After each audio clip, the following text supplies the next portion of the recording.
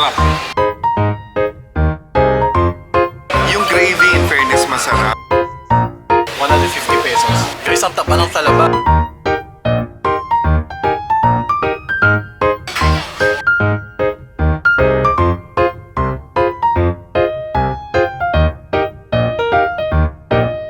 Yung bonggang-bongga yung lasa. First time ko nag-rating ng 9.5. It's perfect.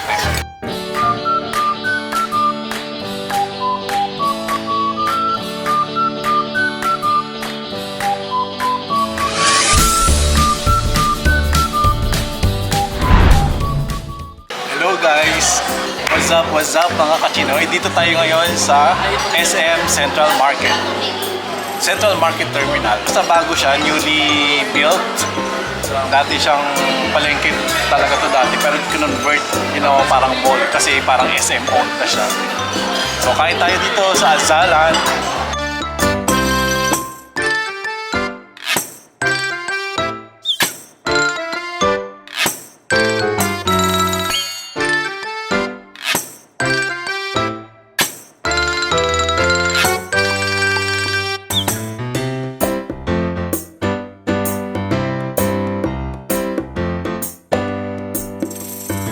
I'll give this pork liempo, grilled liempo, 7/10. So, ang ganda ng presentation, guys, no? Pero yung chicken, luma. And then yung gilid niya is gummy. And then yung rice niya, okay naman sana. Malamig yung rice. And then, yung gravy, in fairness, masarap. Masarap sana yung marination. Kaya lang, yung food quality ang problema. Wala akong sabod na magreklamo. So, hindi ko na sinuli, kinain ko na lang.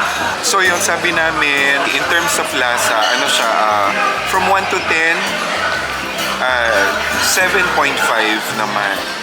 And then, food quality, 5. Mga kachinoys, looking for an authentic and delicious Chinese restaurant in Iloilo City? Then go here at Spring Palace Restaurant located at Mandurriao, Iloilo. So after namin pumunta sa Lizares Mansion, after ng aming tour, ay pumunta kami dito sa Mandurriao. And then itatry namin yung Chinese restaurant dito na nagustuhan namin. Kasi before, dito sinelebrate yung 70th or 75th birthday ni Nanay ni Marichu, ni Beshi Marichu. And nagustuhan namin dahil ang sarap ng pagkain nila. Ayun, so it is located here in Mandurriao. So we're going to see kung consistent yung lasa ng food. Ayan.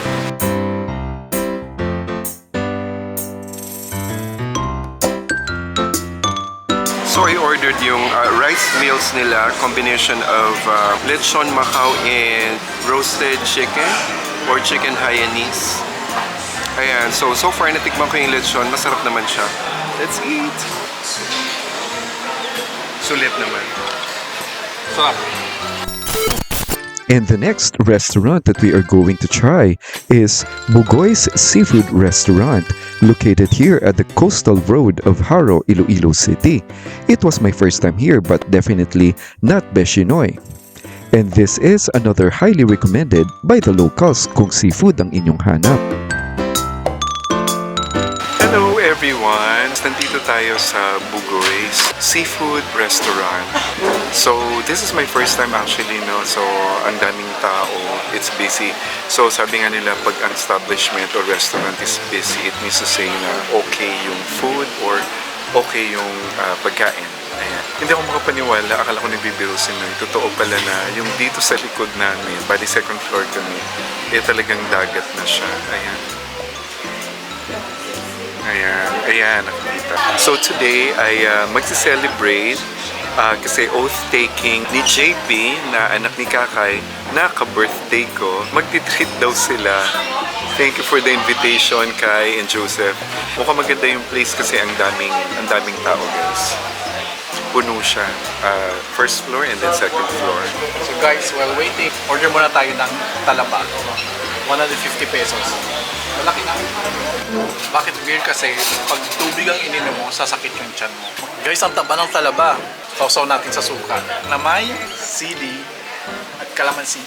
May pagganon-ganon pa, di ba? Sarap. Namin. Sorry guys, gusto ko mang kumain ng talaba. Hindi ko talaga kaya. I don't like shellfish kahit na ano. Pero yung sabaw niya, okay lang sa akin. Andyan na sila.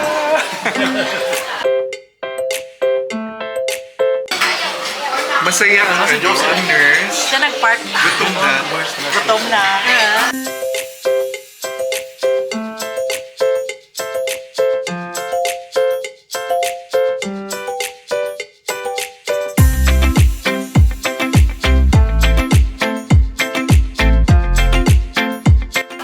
Nag-order kami ka dyan. Congratulations for the new nurse. The father of the nurse. Sister of the nurse. Little brother of the nurse. And the witness. 24 hours later. And for an ultimate seafood experience ay dito na kayo pumunta sa Iloilo Fishport Complex. Located here at Tanza, Iloilo City, kung saan lahat na yata ng lamang dagat na gusto nyong kainin ay nandito na at fresh na fresh from the ocean. Kung saan ay kayo na mismo ang mamimili ng inyong favorite seafood. And best of all ay pwede kayong magpaluto at dito na kumain.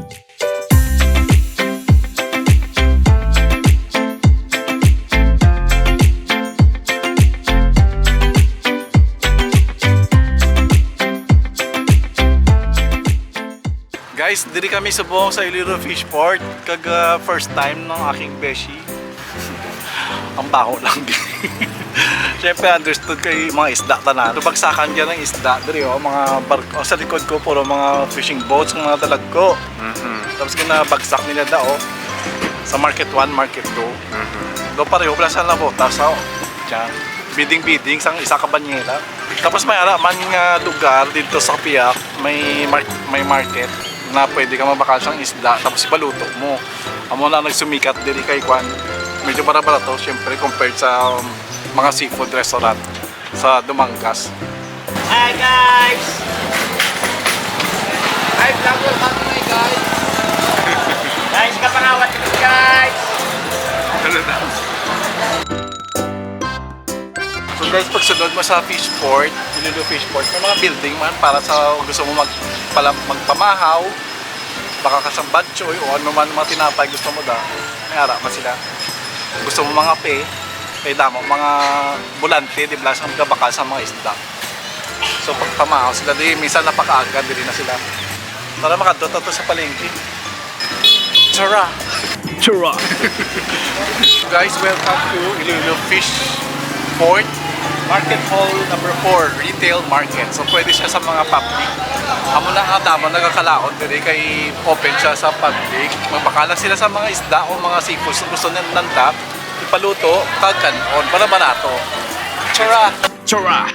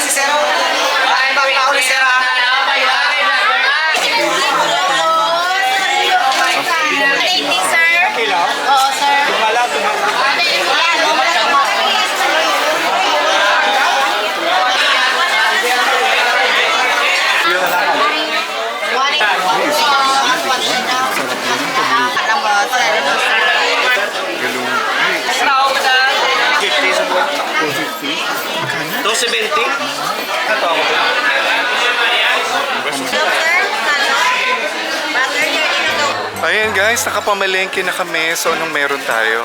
So meron kaming pusit, Okay, half kilo. half kilo, tapos half kilo din na pasayan. Pero more than siya actually kasi 200 na siya. Okay. And ulo ng tangigi. Tanigi. For sabaw. Ayan. Sa labas. Mama, ready mama. Total boss. Sa Doon sa dulo yun. Dito, mas maganda dito. Ay, sarap. Halina kayo dito. Hello. Ay, sarap. Dalawa lang kayo? Dari ka, sarap. Dito, sarap. Ay, sarap. Thank you. Winner. Hello. Leon. sinabawan, Oo, sigang iniya. gam, adobong pusit.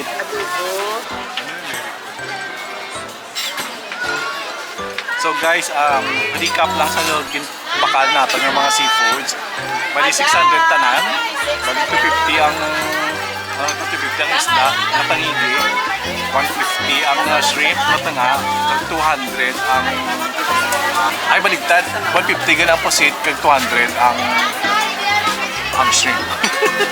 So actually barato na pero good for ang maganda dito pag kumain ka sa may Ilo Fish Port, damo ka mo ay tanan makakaon. Ma-share mo tanan nga pagkaon. And it's more fun in Iloilo. So yun na yung buttered shrimp.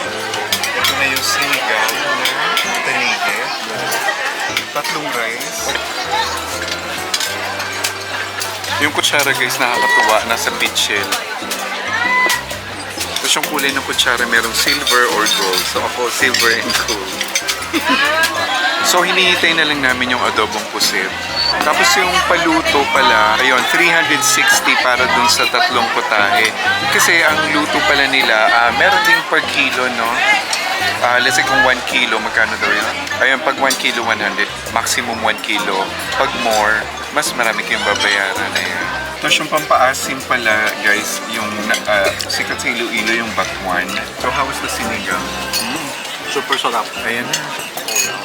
Ayan ang adobong pusit. Rangkot lang na ata.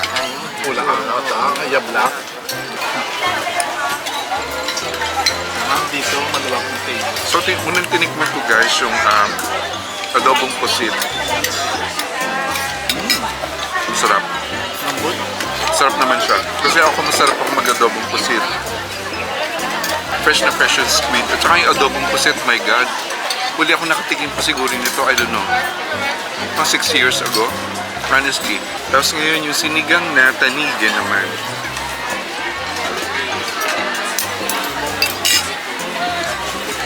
Masarap din siya. Malasa talaga. Tsaka mararamdaman mo talaga yung yung iba kapag ka-fresh yung isda. Now yung buttered shrimp naman. So ito kailangan na natin magkamay.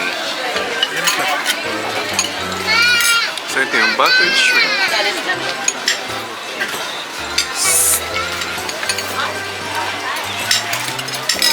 Masarap din naman.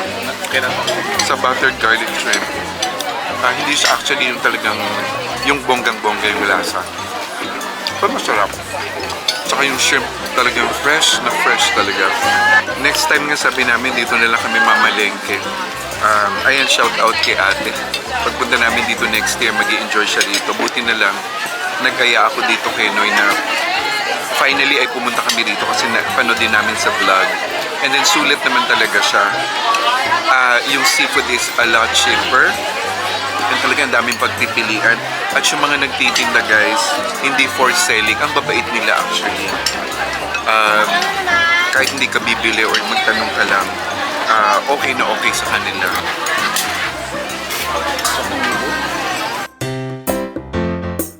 So guys, ito na yung birthday ko. Since lahat na tatlong ulam na pinaluto namin is natikma ko na, wala akong masabi kundi napakasarap. Iba talaga pag fresh ang mga seafoods.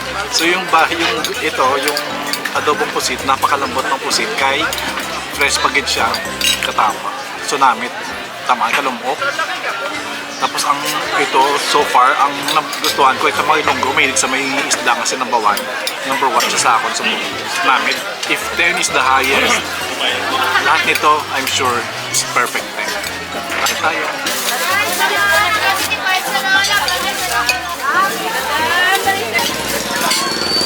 Guys,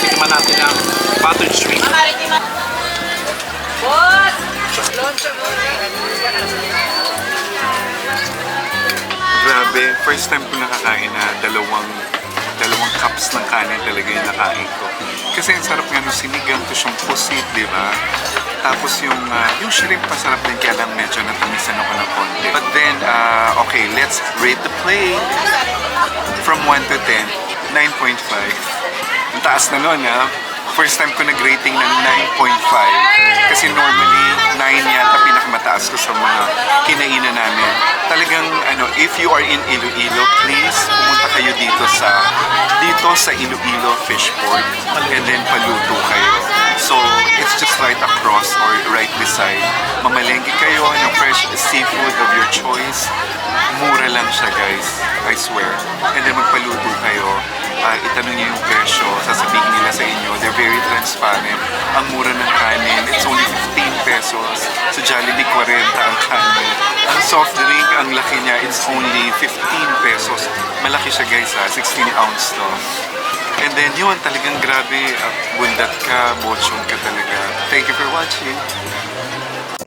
And there you have it mga kachinoys, and until my next vlog, and kung kayo ay napadaan lang sa aking channel, please don't forget to subscribe, paki-like, and hit the notification bell for my latest videos. Thank you and God bless everyone. Paalam!